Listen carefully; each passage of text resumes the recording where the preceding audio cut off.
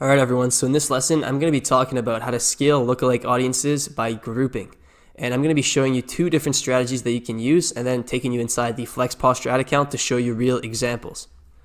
So the first strategy consists in identifying up to 3 countries that are bringing a lot of sales profitably. And you can do this by breaking down your campaign data by country and see which countries are performing the best. So during the product launch strategy, what I was doing was essentially just creating a ton of new lookalike audiences, different lookalike audiences to different countries. And so if you go out of that campaign and you break down by the countries, that gives you an overview of which countries are working the best for lookalike audiences. And so that's what you want to do. And if you structured your lookalike audiences by country, like if you structured your campaigns by country, so you have one country per campaign and then you have the lookalike audiences for that country inside that campaign, then you can just look at the campaign data overall and see which countries are performing the best for lookalike audiences. So you want to identify up to 3 countries that are bringing in a lot of sales profitably.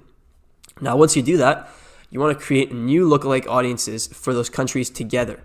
So basically combine those countries in one lookalike audience to get larger audiences.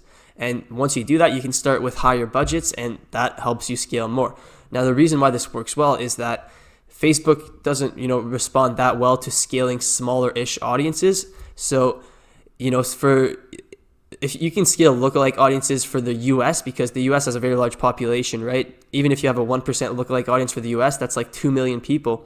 But if, for example, one of your most profitable countries is Canada or the UK or Australia, the audiences are a lot smaller. And so if you want to scale those audiences, you need to group them. And so that's what this strategy is about. Now, the second strategy is to identify 3 individual lookalike audiences that have a similar cost per purchase. So instead of looking just at the countries, now you want to look at the individual lookalike audiences and identify groups of 3 to 5 lookalike audiences that have a similar cost per purchase and that you want to scale. Now, when you identify those, you can create a new ad set and then stack all the lookalike audiences to create a larger audience. And then once again, you can start that with higher budgets and Facebook should respond better to that when you start scaling those by grouping it.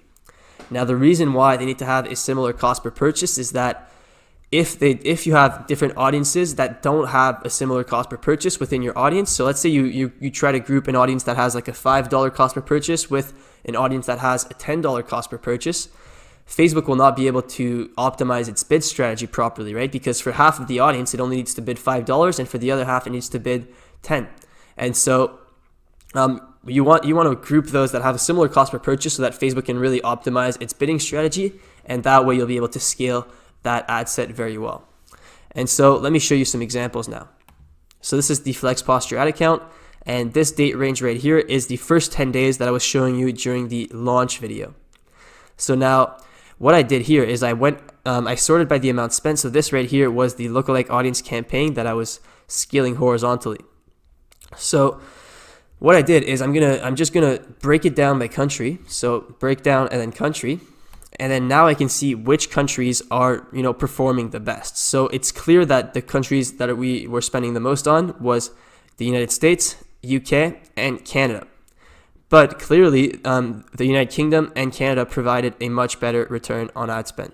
And so that tells me that I should, create more I could group United Kingdom and Canada to create larger audiences and scale them. And so that's exactly what I did.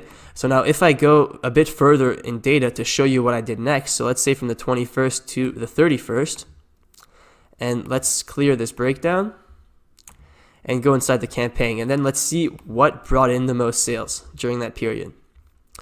So as you can see, the one that brought in the most sales is exactly that. So it's an audience that I created, grouping those 2 countries, so Canada and Great Britain. So I made a new lookalike audience for those 2 countries. Now this one is 5 to 10%. So I think I was testing 2%, 2 to 5%, and then 5 to 10%.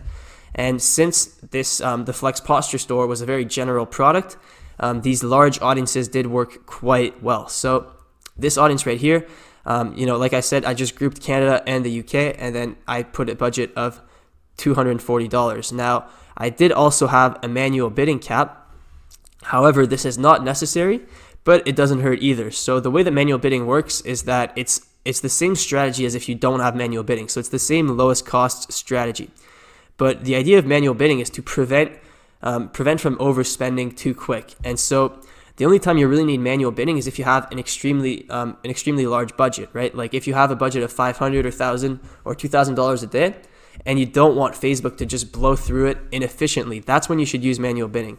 And so at a budget of $200, the bid cap really doesn't do anything as long as it's high enough. So most of my bid caps were about two to three times my target cost per purchase. And so having a bid cap like that doesn't really affect your ad set when you have a budget of $200, right? Because it's just going to keep spending regardless. But the only way that having a bid cap could really affect your performance at this budget is if you had a bid cap that was really low. So let's say I put a bid cap of like $15, then I would get totally different performance because it would have a hard time even spending my budget. And so, all these audiences have bid caps, but you don't have to worry too much about that, because if I didn't have bid caps on this, the performance would likely be very, very similar. So as you can see, most of my top audiences here were these grouped lookalike audiences. So another one here, Instagram saves for Canada and the UK together. And this is an audience of 3.1 million people, right? So that helps me I was able to scale that more, and I was able to spend $5,000 on this audience in that period at a great return on ad spend.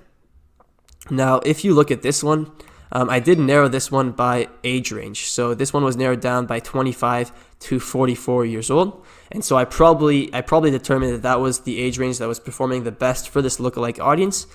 However, I would not recommend that you narrow down your lookalike audiences by age range. That's something that I learned over time as well. It really doesn't make that big of a difference. So when you're using lookalike audiences, you can just use the lookalike audience as is.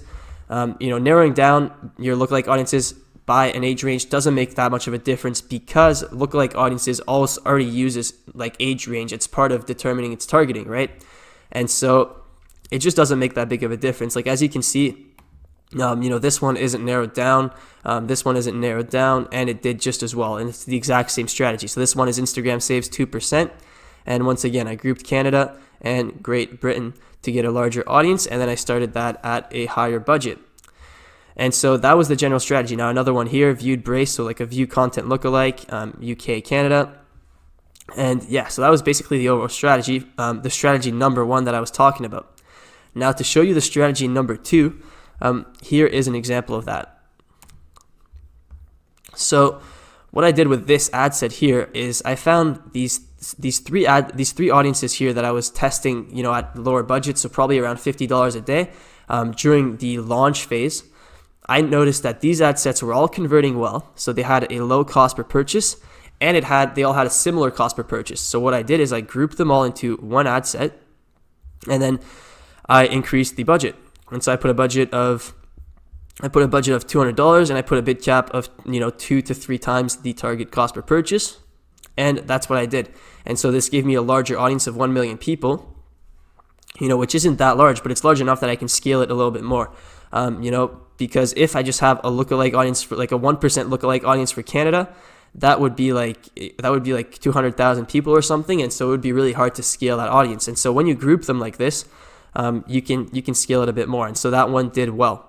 And that's basically what I was doing at this point. I was just I was grouping lookalike audiences to scale them, and then the ones that already had a large audience, like the United States ones, for example, this add to cart one, this one's already okay. Well, it says fewer than 1,000 people, but this is a 1% lookalike audience for the US. So this is 2.1 million people. So when you have audiences like this, you don't need to group them unless you're trying to spend like $1,000, $2,000 a day on them. And so this grouping strategy is it's mainly for countries with smaller populations. So pretty much any other country than the United States, you can use the grouping strategy and it'll work well. So yeah, I mean that's overall what I was doing at this point, and yeah, I hope this was insightful, guys, and I'll see you guys in the next lesson.